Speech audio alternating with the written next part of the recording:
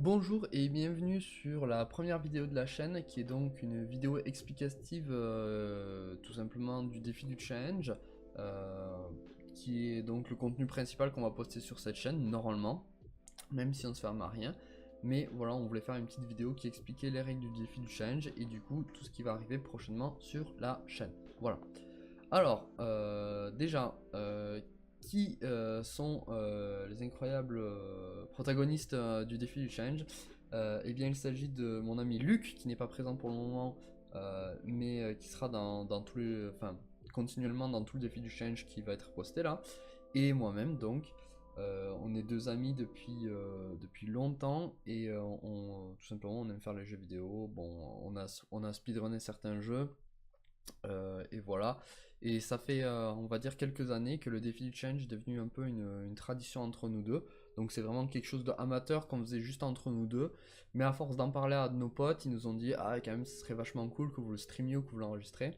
On a essayé de le streamer, le problème c'est qu'avec la connexion qu'on a, on est incapable de vous proposer un bon contenu de qualité. Donc du coup on a préféré tout enregistrer et diffuser ça plus tard, petit bout par petit bout sur YouTube.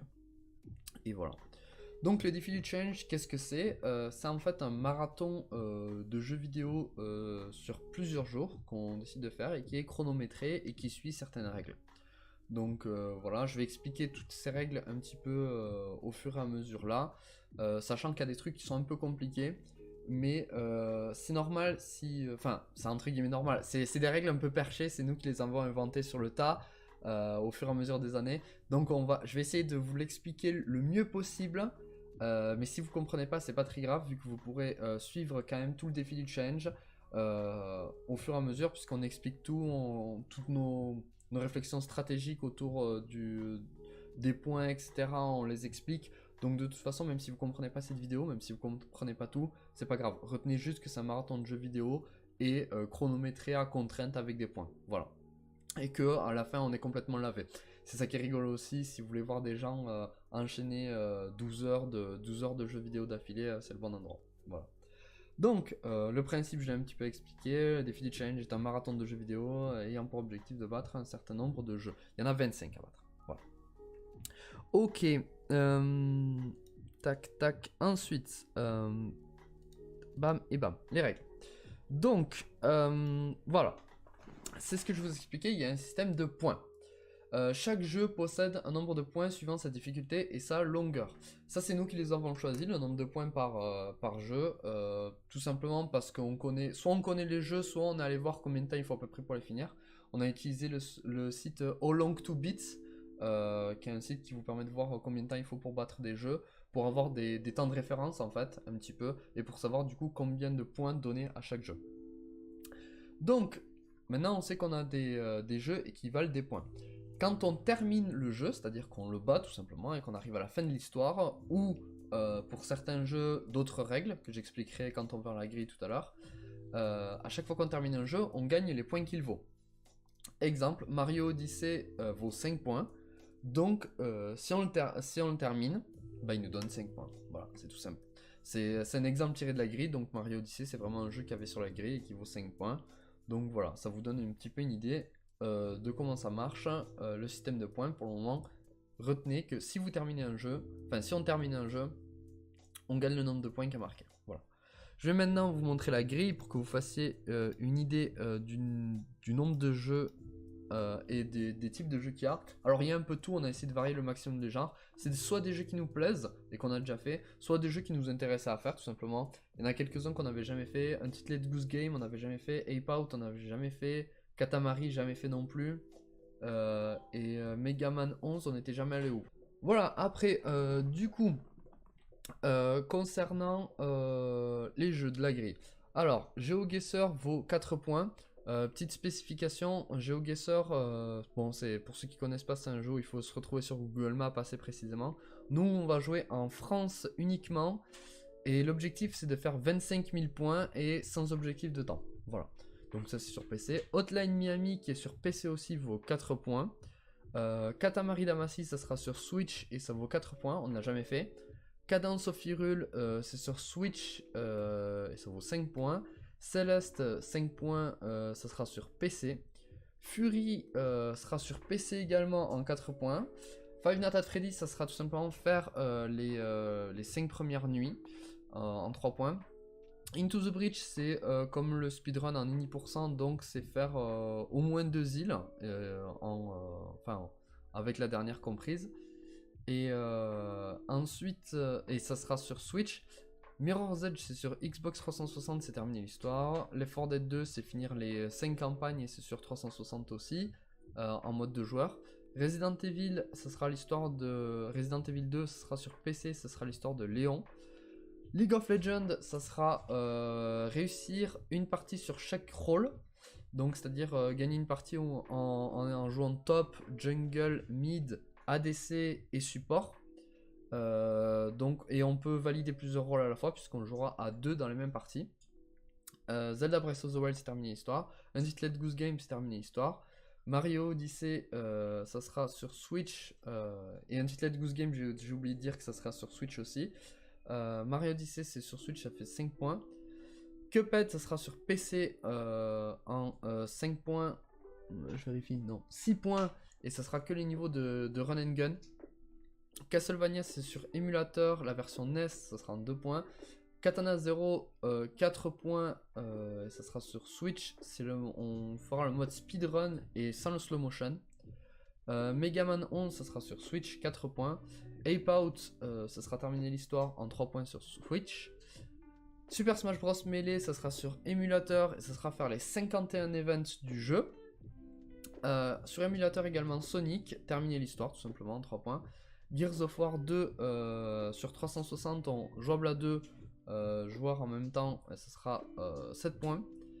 Resident Evil 5, c'est sur PC en coop et on lui a donné 2 points.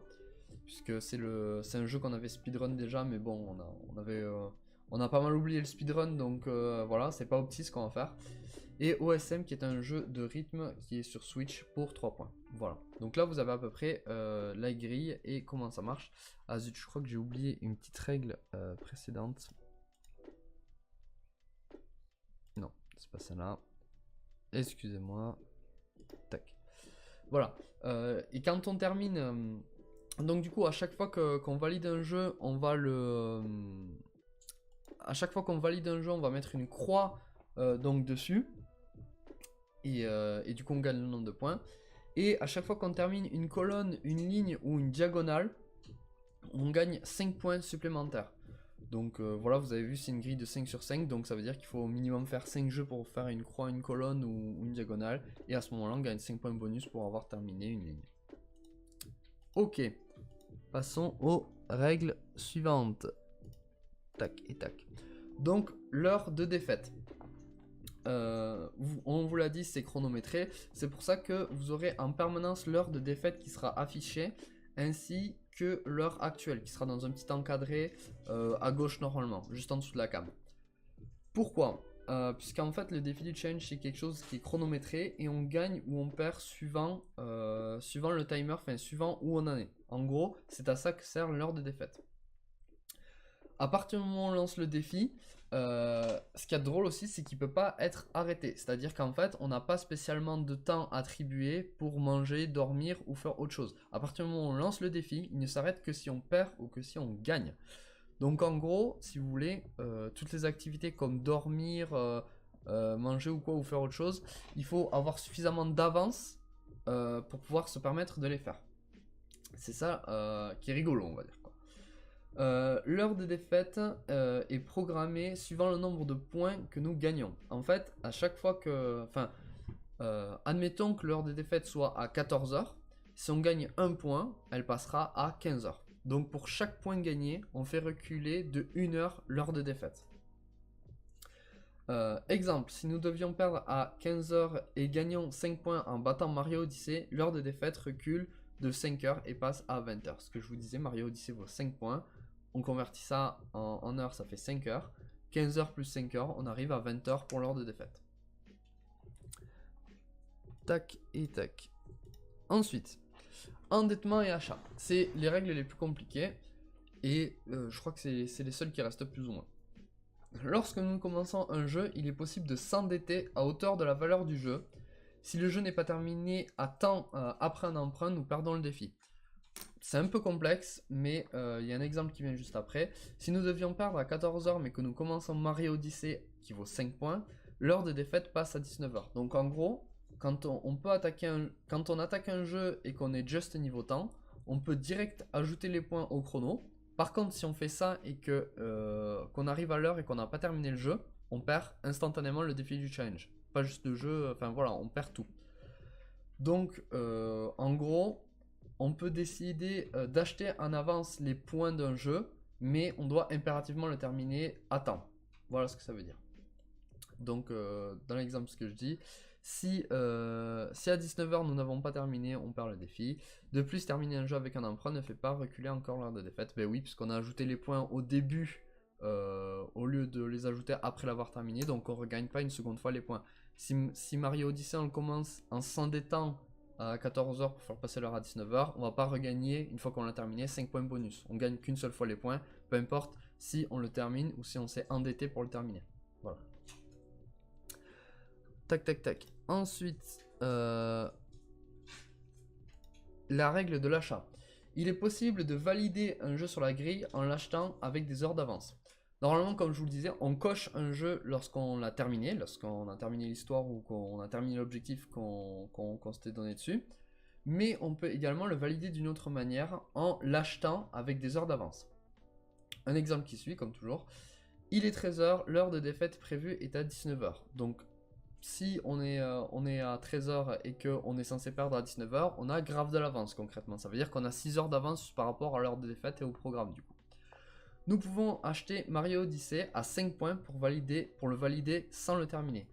Donc Mario Odyssey vaut 5 points, ça veut dire qu'il faut, si on veut l'acheter, il faut consommer 5 points. Donc on perd 5 heures pour acheter Mario Odyssey puisqu'il vaut 5 points. Ce qui fait que l'heure des défaites passe à 14 h. Donc 19 h moins 5, c'est bien ça, enfin moins 5 heures, ça fait passer l'heure des défaites à 14 h. Je précise qu'on ne peut acheter un jeu que si on en avance. Donc, enfin voilà, par exemple, si on veut acheter Gears of War qui vaut 7 points, ça voudrait dire qu'on doit être en avance de 7 heures. Donc c'est énorme, on peut acheter les jeux que quand on est en avance. Voilà, et tout simplement les dernières règles, c'est les règles de défaite et de victoire du jeu. Donc nous gagnons si on réussit à valider tous les jeux de la grille, les 25 jeux, soit en les terminant, soit en les achetant, avec les points, avec les heures d'avance, c'est ce que j'expliquais. On perd si l'heure de défaite est atteinte, ou que nous n'arrivons pas à rembourser un endettement de jeu. Donc ce que j'expliquais, si on s'endette pour terminer un jeu et que on arrive à l'heure de défaite prévue en s'ayant endetté, qu'on n'a pas terminé le jeu, et bien on perd instantanément. Voilà. Les règles, encore une fois, je vous l'explique, sont un peu compliquées, c'est un peu complexe, mais vous verrez tout au long du marathon, tout au long du défi du challenge, à chaque fois on en parle entre les vidéos, enfin entre les jeux, puisqu'on réfléchit en fait, on se dit oh tel jeu il vaut mieux attaquer celui-là, il vaut mieux attaquer celui-là, puisqu'évidemment vous comprenez qu'il y a des bonus suivant si on fait des lignes ou des colonnes ou des diagonales, il y a un réel intérêt stratégique à commencer par tel jeu et ensuite essayer de faire une colonne ou une ligne, voilà. De toute façon, vous le verrez assez vite dans les premières VOD. Je vais poster en même temps que cette vidéo d'explication des règles le premier jeu qui sera GeoGuessr. Donc voilà, vous pourrez vous faire une idée tout simplement de ce que c'est que le défi du challenge, sachant qu'il y a pas mal de contenu qui va arriver. Je vais pas vous dire si on a réussi ou pas le défi du challenge, si on a gagné ou pas. Ça vous le découvrirez au fur et à mesure, mais sachez que dans tous les cas, il y a pas mal de contenu qui arrive. J'essaierai de poster une vidéo par semaine, je pense que ce sera sûrement le dimanche. Et voilà, de 2 heures environ, comme ça durera pendant un petit moment. Voilà, merci d'avoir écouté cette vidéo d'explication sur le défi du challenge. Et j'espère que ça vous plaira. Comme je dis à la base, nous c'était une tradition qu'on se faisait entre potes. Et vu que ça intéressait pas mal de gens, on a décidé de le mettre sur YouTube. Mais il n'y a rien de pro dans ce qu'on fait, etc. Il n'y a pas d'enjeu particulier, on fait vraiment ça juste pour s'amuser. Donc voilà, j'espère que ça vous plaira et que vous aimerez tout simplement nous suivre pendant ces heures et ces heures de jeu ininterrompus. Voilà.